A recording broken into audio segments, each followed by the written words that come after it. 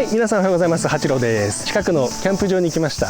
今日はですね、ツイッターのアンケートで1位になったお好み焼きをこちらで作ってみたいと思います。じゃあやってみましょう。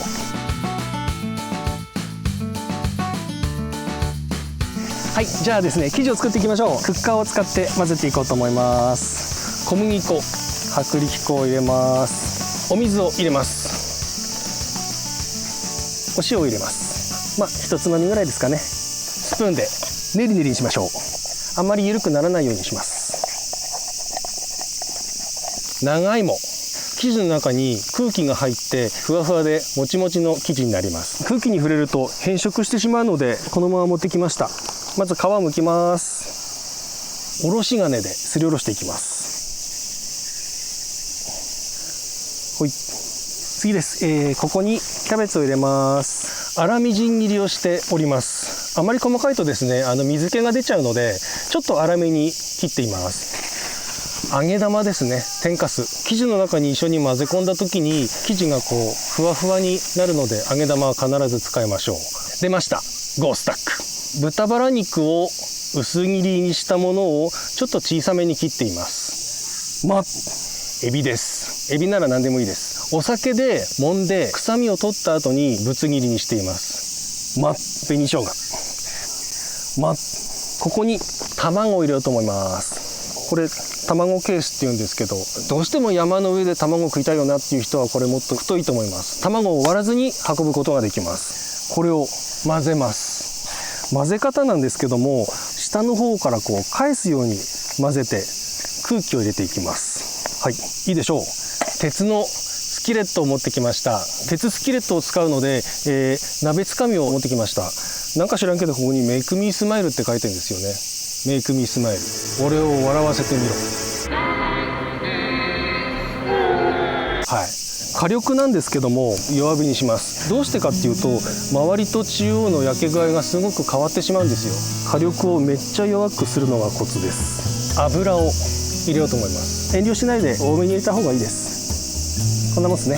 はい、油が温まったらここに生地を流し込んでいきます。片面を約5分でひっくり返して約5分焼いていきます。早く食べたいなと思って火力を強くしちゃうとですね、焦げちゃって食べられなくなっちゃいますので、火力は必ず弱くしてください。いい匂い。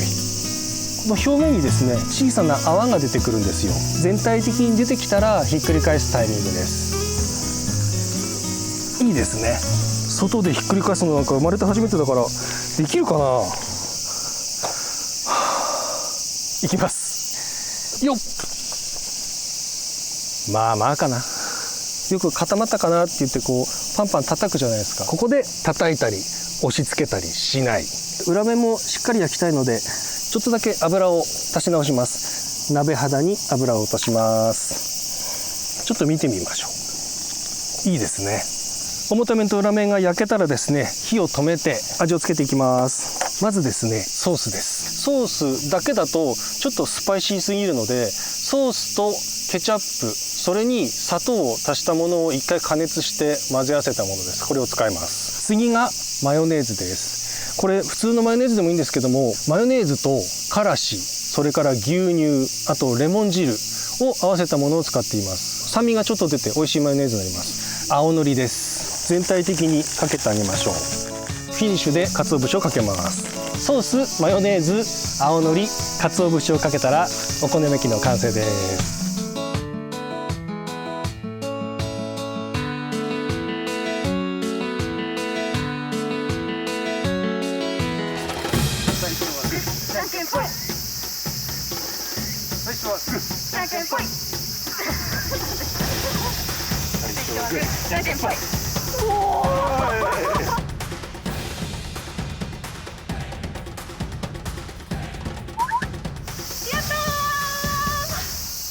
私お好み焼きは家で食べるかお店で食べるしかなかったので、なんかこうセミの声が聞こえる環境で食べるっていうのはまたちょっと変わっててちょっといいなって思います。すごい分厚いですね。すごい。いただきます。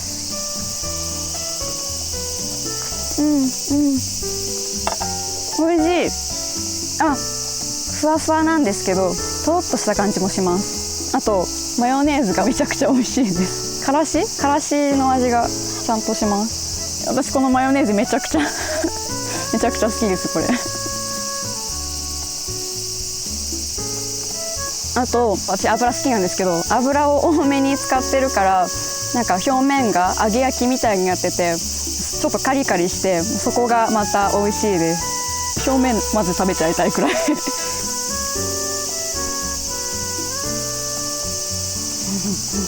エビと豚肉が入ってるので、なんだろう、魚介の風味もするし豚の脂っていうのも感じられて美味しいです。ソースがちょっとなんか甘みが感じられて、でそこにプラスなんかマヨネーズがレモンとからしが入ってるからか爽やかなので、こんなにボリューム満点なのにくどくなくて、外はサクサクで美味しいんですけど、中はなんかしっかりこう加熱してるのにふわふわとろとろもちもちっていう感じがして、もう全体的にバランスが最高です。うまい。